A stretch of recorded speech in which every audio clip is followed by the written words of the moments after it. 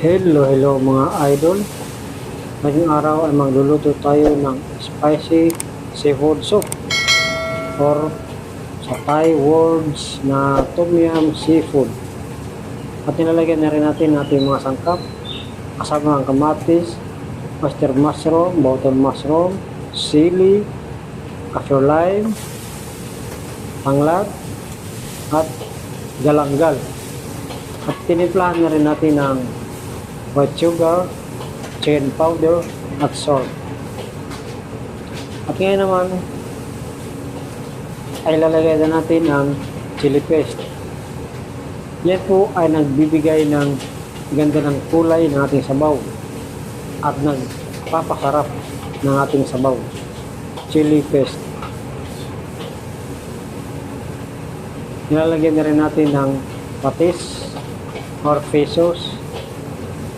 Nilalagyan na rin natin yung lime juice or pwede rin kayo maglagay ng calamansi juice kung wala kayong lime juice. Ngayon naman, pakuluan natin ng husto para talagang aromatic ang ating sabaw.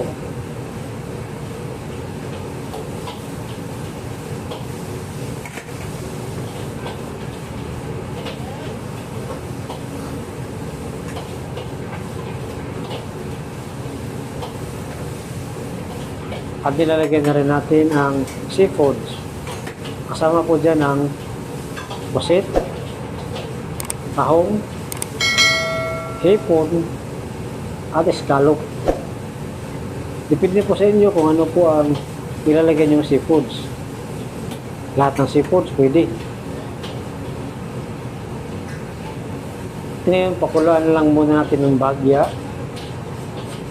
Pagkatapos po natin nilagyan ng evap milk.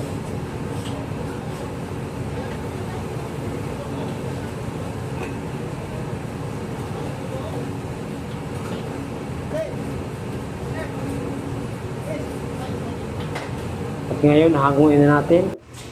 Lagay na natin sa soup bowl. At ito na ang ating spicy seafood soup.